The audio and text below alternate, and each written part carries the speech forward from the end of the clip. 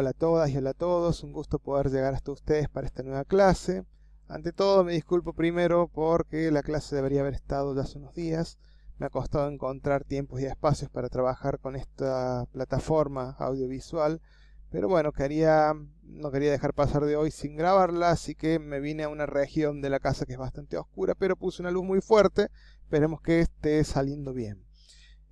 Hoy nos toca adentrarnos en los aportes del psicoanálisis, a la comprensión de los fenómenos educativos.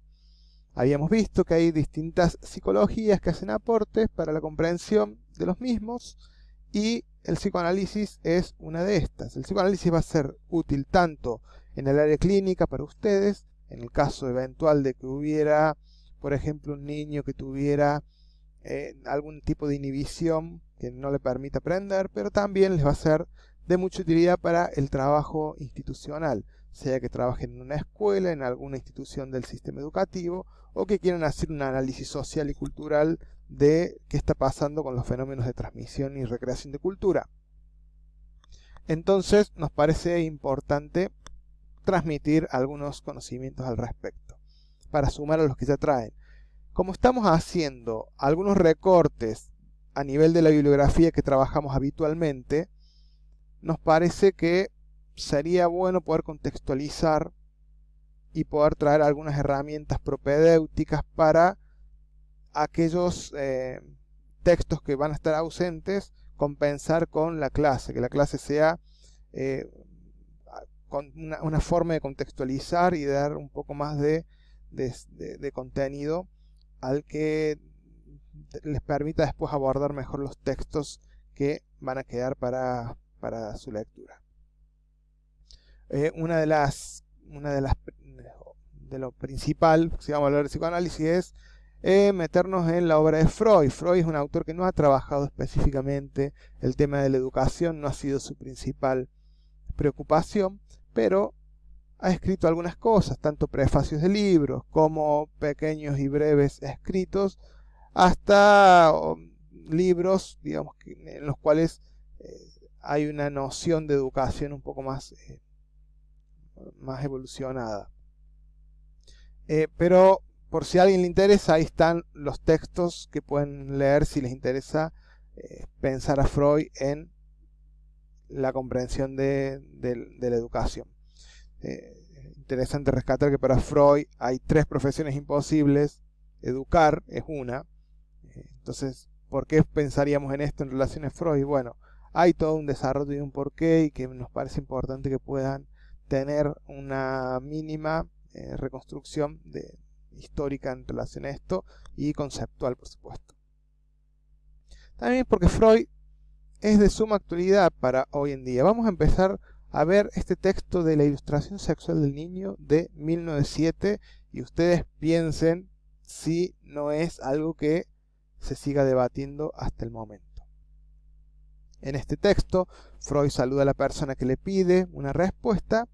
Dice: sé que ha seguido usted con interés mis trabajos científicos y que no rechaza sin previo examen mis hipótesis. Sabemos que Freud no era el autor más querido en su momento. Por ver yo en la constitución psicosexual y en las alteraciones de la vida sexual las causas principales de las enfermedades neuróticas. En ese momento Freud pensaba en términos de enfermedad.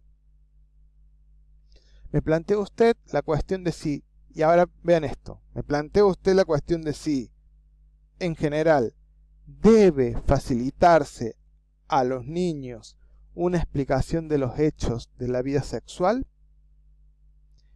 Y en caso afirmativo, ¿qué edad ha de escogerse para ello y de qué modo llevarse a cabo?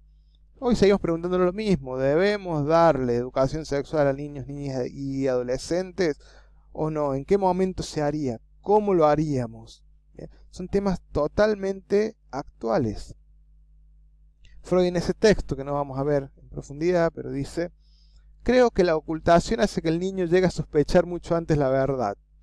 La curiosidad lleva a preocuparnos de cosas que inspirarían escaso interés si se nos hubieran comunicado franca y sencillamente. El niño aparece perfectamente capacitado para la vida erótica, excepción la reproducción. mucho antes de la pubertad, y puede afirmarse que al ocultarle sistemáticamente lo sexual, solo se consigue privarle de la capacidad de dominarlo intelectualmente, de dominar intelectualmente, aquellas funciones para las cuales ya posee una preparación psíquica y somática, y una disposición somática. Bien, lo único que hacemos es que no lo puedan procesar intelectualmente. Bien. Hay una carta que solamente la dejo porque es adorable, me encantó cuando la leí y la puse en el Power hace un tiempo. Fíjense, no la voy a leer para no perder tiempo, pueden pausar y la pueden leer. Una niña le pregunta a su tía que cómo es que llegan los niños y demás. Tan adorable la carta, pero es una paciente de Freud. Freud, después de poner esta carta de Lily, dice algo así como: seguramente esta carta no obtuvo la respuesta que esperaba porque la persona, la paciente, enfermó de aquella enfermedad que viene de preguntas no respondidas o una cosa así. Honestamente lo leí hace muchos años, pero una cosa muy similar a esa dice Freud en relación a esto. Y va a hablar de algo interesante, va a decir: la educación es hasta el 20 para Freud, hasta el año 20, para Freud la educación va a ser causante de la neurosis.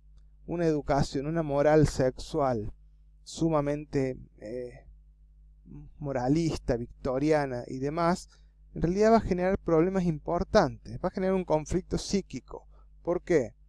Porque primero que el niño tiene curiosidades, no las puede expresar hacia afuera. El no poder expresarlas hacia afuera hace que el conflicto y todo ese ruido lo deba mantener adentro. Pero va a decir Freud algo más: los niños tienen la creencia de que los padres y los adultos pueden ver sus pensamientos, por lo cual todas esas preguntas de índole sexual que no pueden emitir hacia afuera, porque eso generaría un conflicto con sus objetos de amor, por el estilo de educación que hay. Como también pueden ver mis pensamientos, para ocultar estas preguntas lo que debo hacer es ocultarlas de mí mismo, y por ende generar una escisión, que haya algo en mí donde pueda poner todo eso y que lo esté escondiendo también de mí. Entonces ahí habría un efecto represivo que sería patógeno, que llevaría a la enfermedad. Esto compromete la independencia del pensamiento y el ejercicio de la función intelectual. Todo esto le atribuía Freud a la educación. Después, en Análisis terminable e interminable, otro texto, va a decir: no, en realidad, por más que les expliquemos a los niños las teorías sexuales infantiles que ellos tienen, no se deben solamente a esto. Pero en ese momento Freud sí lo consideraba así. Y bueno, y dice: ¿y cómo los debemos enseñar? Y bueno, podríamos pensar en mostrar que los seres humanos compartimos esta faceta con los animales y mostrar cómo sucede con los animales. Bien. Un tiempo después, Freud, un año después, 1908, escribe La moral sexual y la nerviosidad moderna, y separa lo que es la moral sexual natural, aquella bajo cuyo régimen puede una raza conservarse en plena salud, y la moral sexual cultural, aquellos dictados que impulsan al hombre a una obra de cultura más productiva e intensa. Pero dice Freud, la moral cultural moderna, tal cual existe hoy, con las características que tiene, en realidad es responsable también de patología. Fíjense cómo seguimos con mucha actualidad. Las exigencias planteadas a nuestra capacidad funcional son cada vez más altas, lo mismo que se dice hoy. Al mismo tiempo, las necesidades individuales han crecido, han modificado totalmente el ritmo de la vida. Todo es prisa y agitación, lo mismo que decimos hoy. Además, priman las luchas sociales, políticas y religiosas, lo mismo que hoy. La literatura moderna se ocupa de problemas que fomentan la sensualidad, el ansia de placer y el desprecio por los principios éticos e ideales. Lo mismo que leemos en los posmodernos. ¿Bien? Todo esto altera nuestros nervios, desgasta nuestro sistema nervioso, pero para Freud, si bien esto genera exigencias de difícil resolución, el factor etiológico, por supuesto, para Freud, tiene que ver con la influencia perjudicial de la cultura. Se reduce a una coerción nociva de la vida sexual de los pueblos civilizados. Bien. Nuestra cultura, va a decir, descansa totalmente en la coerción de los impulsos. Para poder vivir en la cultura, debemos coartar nuestros impulsos, nuestros instintos. Bien, después Freud no va a hablar de instintos, pero bueno. Fíjense lo que decía, pasados los 20 años la abstinencia ya no está exenta de peligros, y cuando no conduce a nerviosidad, más adelante va a decir malestar, trae consigo distintos daños.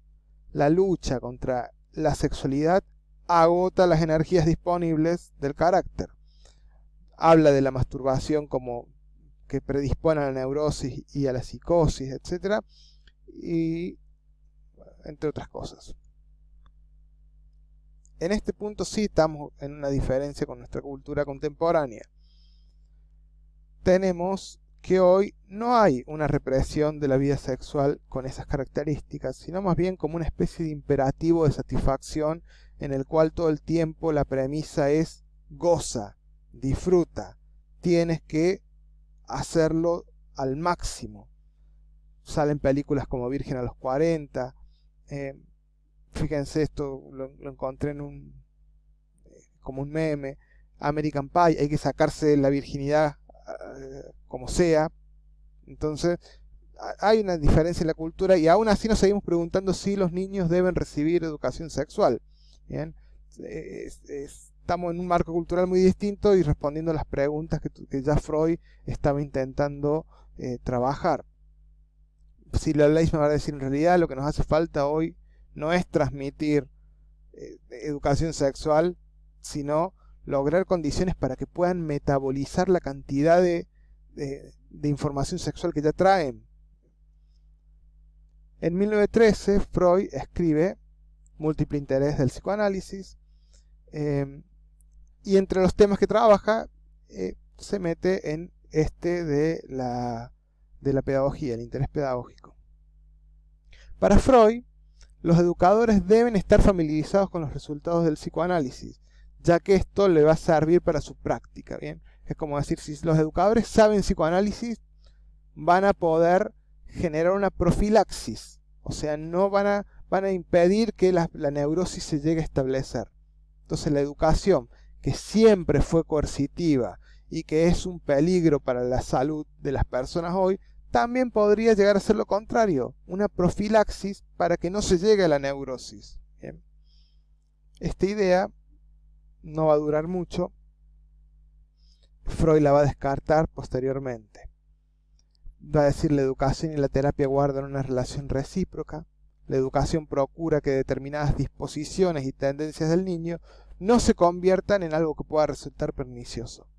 Y muchas veces ese es el lugar que se espera que tengan psicopedagogas y psicólogos, ¿bien? Psicopedagogos y psicólogas. ¿Realmente podemos evitar que se produzca la neurosis por medio de la educación? Tal vez podríamos encontrar formas educativas que sean más propicias para generar ambientes de salud, pero ¿podemos evitar que se produzca la neurosis? Hasta acá Freud creía que sí. Hablaba de las ventajas de un pedagogo con conocimientos psicoanalíticos. Decía que el pedagogo trabaja con un material plástico, un niño, mientras el terapeuta ya se encuentra con formaciones psíquicas establecidas y rígidas de personas enfermas. En el 14 va a trabajar un texto que vamos a rever en la próxima clase, que habla más sobre transferencia. Es nuestro tema de la próxima clase. Y vamos a dejar esto, así cerramos acá.